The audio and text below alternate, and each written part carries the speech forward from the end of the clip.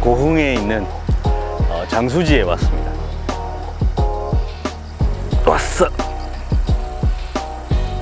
왔습니다. 오케이. 자, 채터베이트 고기 잘 나옵니다.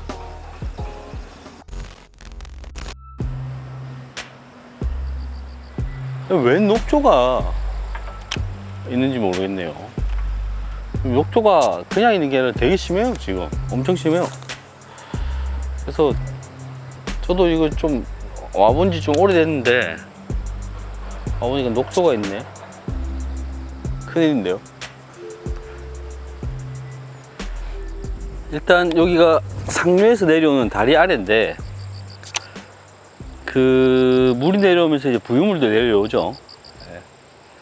그 이제 부유물이 더 이상 떠내려가지 말라고 이제 펜스를 쳐놓았는데 그 펜스 옆으로 쌓여있는 부유물 주변, 그리고 그 주변으로 밑으로 흐르고 있는 수류를 공략하기 위해서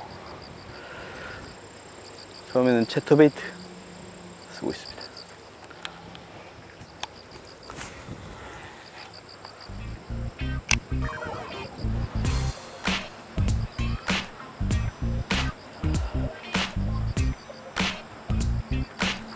왔어. 오케이.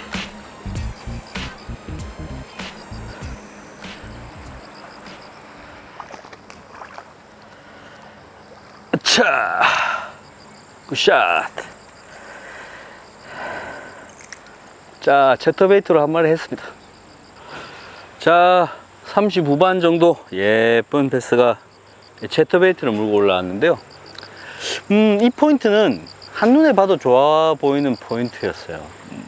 제가 여기 장수지에 몇 번 온 적이 있지만 이렇게 돼 있는 적은 처음이거든요. 근데 이제 보니까 상류에서 흘러내려오는 부유물을 이제 딱 막아주는 펜스가 있습니다. 그 밑으로 지금 물이 흐르고 있거든요. 어느 정도 과해진 유속을 싹 잡아주면서 그 밑으로 흐르는 물에 이게 베이트피시들하고 이렇게 모일 가능성이 높은 거죠. 즉 1차로 많이 내려오는 부유물이라든지 찌꺼기들을 여기 펜스에서 싹 걸러주고 거기서 나오는 조금이라도 맑은 물이 이제 유속을 가지고 밑으로 내려가는 거죠. 그러니까 좋아 보였는데 여기 선점자가 계셔가지고 그분이 빠지길래 이 설거지 아닌가 하는 생각이 들었는데 채터베이트에 고기가 한 마리 나왔어요.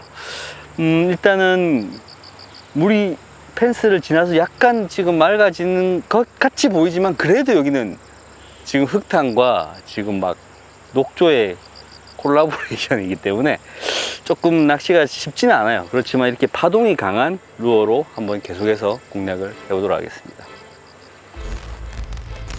지금 물이 이 다리 여기서 흘러내려오고 있거든요. 근데 지금 이 위쪽 물은 그 부유물하고 엄청 많이 떠내려오는 물이에요. 즉 이 펜스에 지금 그게 걸립니다. 그 걸려 있고 그 아래쪽으로, 펜스 아래쪽으로 싹 나오는 그 물, 즉 부유물과 강한 유속을 어느 정도 막아줘서 적당한 유속이 지금 펜스 아래로 흐르고 있거든요. 그래서 지금 저기에서 고기가 제가 나오는 것 같아요. 물론 이 안쪽도 지금 좋은 포인트가 될 수 있습니다. 그렇지만 이 바깥쪽도 녹조가 많고 흙탕이라서 이제 포인트가 아닌 것으로 생각이 되지만 제가 볼 때는 둘 다 괜찮은 포인트인 것 같아요.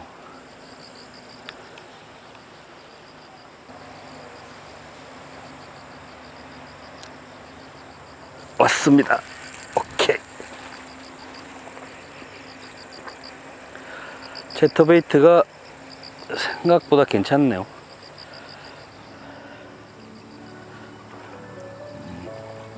아까보다는 큰 사이즈가 올라옵니다. 예. 자, 채터베이트에요. 잡힌 두 번째 배트입니다. 자, 이 채터베이트 계속해서 고개 나오는데 그 제가 저번에 올렸던 그 99.9 영상 기억하십니까?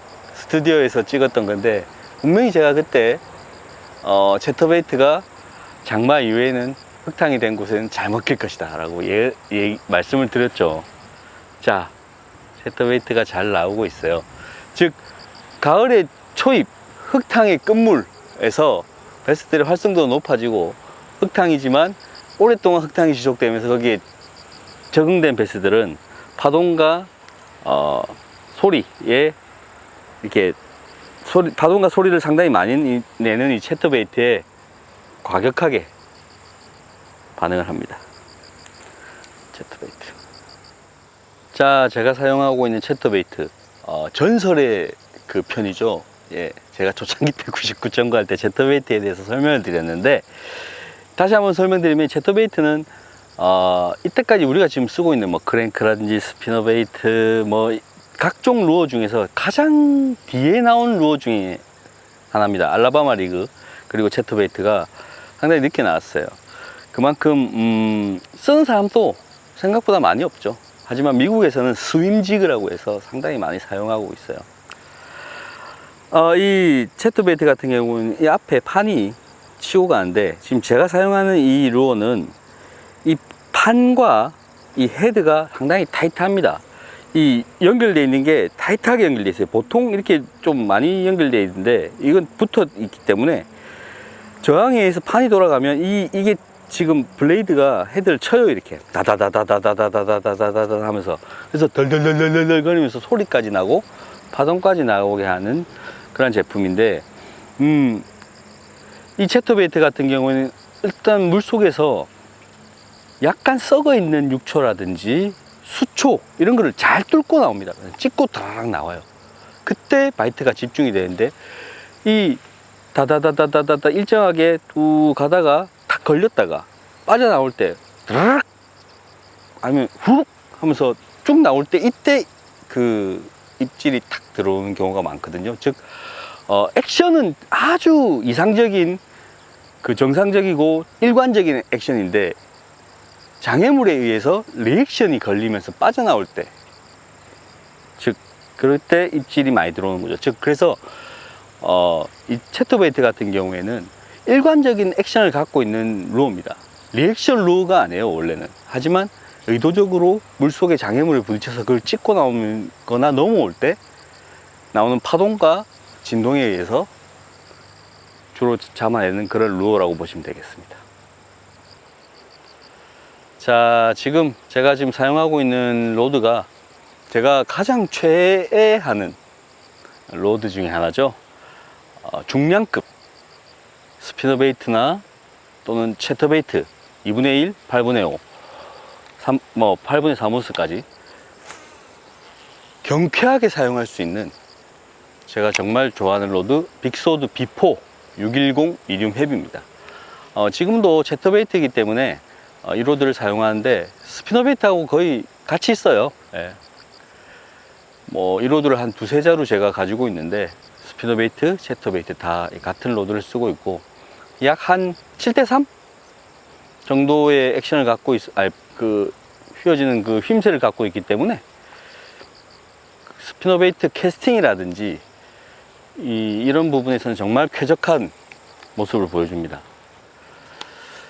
그리고 라인 같은 경우에는 카본 14, 그리고 릴은 5점대 기어비 릴을 사용을 하고 있습니다. 아무래도 감아서 오는 루어다 보니까 조금은 5점대가 맞지 않나 싶어서 쓰고 있어요.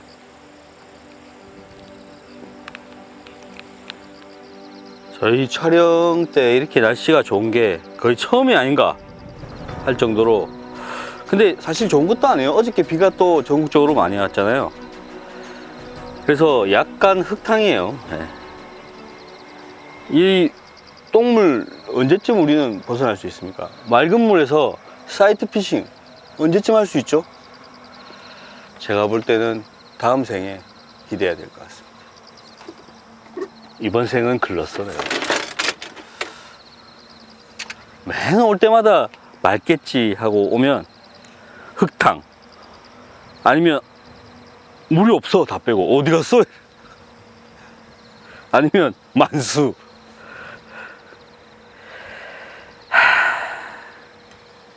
이 주말에 촬영이 상당히 힘듭니다. 주말 촬영이 차도 많이 막히고 생각했던 대로 흘러가지를 않아요. 모든 게 항상 변수가 많이 생기죠. 하다못해 밥을 먹으러 가더라도 주말에는 사람이 많아서 너무 시간이 오래 걸립니다. 아, 요거 밥 먹고 빨리 와서 촬영해야지 라고 생각을 하고 가잖아요. 밥 먹으러 가면 사람이 너무 많아가지고 기다리다가 오면 해 떨어집니다. 촬영하러 오면. 애로사항이 많죠. 자, 지금 제가 촬영을 하고 있는 지금 이 시기가 9월달이에요. 9월달. 절기상으로는 가을이 맞죠. 9월, 10월, 11월이 우리가 흔히 얘기하는 가을인데, 그래도 우리가 생각하는 단풍 지고 뭐 감 따먹고 밥 먹고 하는 그런 가을하고는 조금 아직 멀었다 라고 생각이 됩니다. 가을의 초입, 가을의 문턱인 건 맞는 것 같습니다. 근데 이런 시기에는 베스가 이제 뜨거웠던 표층수온 이런 것들이 다 이제 살짝 낮아지면서 그 표층수 약 한 1m에서 3m 사는 베스들, 그리고 수심이 얕은 곳에서 있어서 일조량의 영향을 받는 베스들, 이런 베스들이 이제는 활발히 움직이는 시기가 왔다. 즉 30도 가까이 올라가면서 그래도 조금 힘들었던, 물고기들이 힘들게 했던 수온이 내려갔다는 거죠. 활성도가 좋아지는 수온으로 바뀌었기 때문에 아무래도 무빙 루어라든지 움직이는 루어에도 이제 베스들이 반응을 하는 그런 시기가 왔다고 봅니다. 이런 시기가 약 11월 달까지 계속됩니다. 지금은 조금 이르긴 한데 약 한 10월 중반부터 두드러지게 나타나죠. 그때가 정말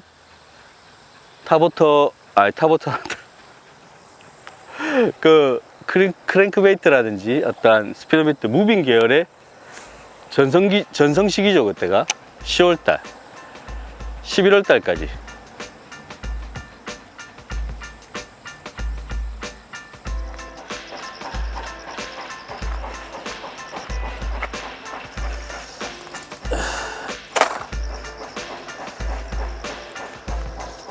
자, 이 장수지가 지금 초만수예요. 초만수인데 이런 육초들이 물속에 지금 탁 잠겨 있습니다.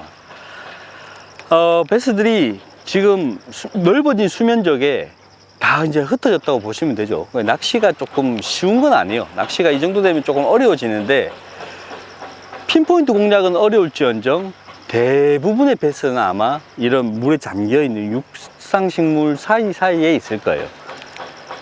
그렇다고 생각이 돼서 지금 제가 공략하고 있는 이 채터베이트는 이 육상식물을 치거나 뚫거나 하는 그런 능력이 있기 때문에, 물론 잠긴 지 얼마 안 되는 식물들은 질기기 때문에 잘 걸릴 확률이 있습니다만은, 잠긴 지 오래된 식물들은 삭아가지고 아주 연한 그런 부분만 남아 있는데, 그런 것을 이제 대부분 찍고 나오는 경우가 많거든요.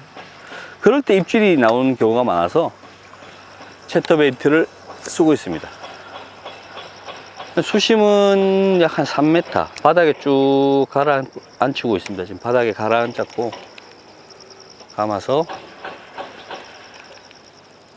덜덜덜덜 떨리는데, 떨려오면서 일부러 육상식물에 걸리게끔, 그걸 치고 나오게끔.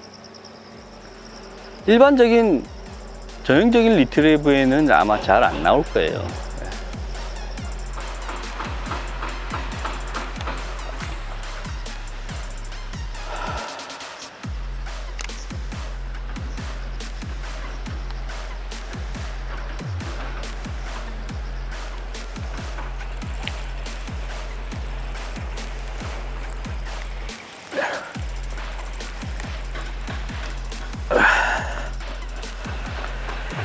자, 채터베이트 고기 잘 나옵니다. 자, 뭐 방금 한 30 정도 되는 베스가 나왔는데,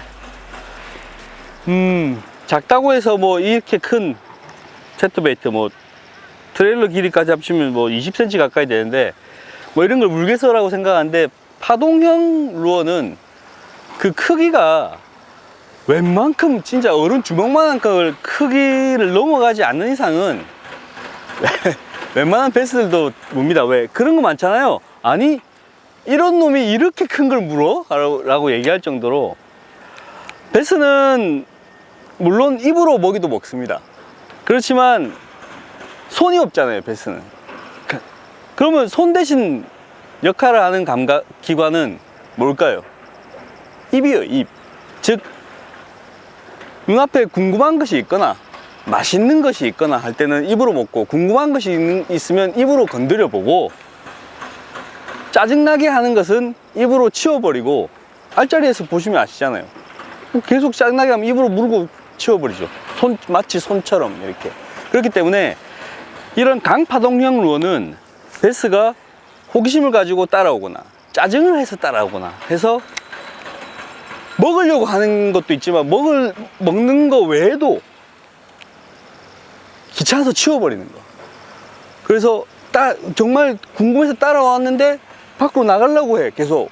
그럼 궁금해서 왔을 때 물어버리는, 사람의 손과 같은 역할을 하는 게 베스의 입이라, 아무리 작은 베스도 큰 루어를 물 때가 있죠. 특히 파동이 큰 루어들은요, 반사적으로 그냥 뭐야 하면서 딱 그런 경우가 많죠.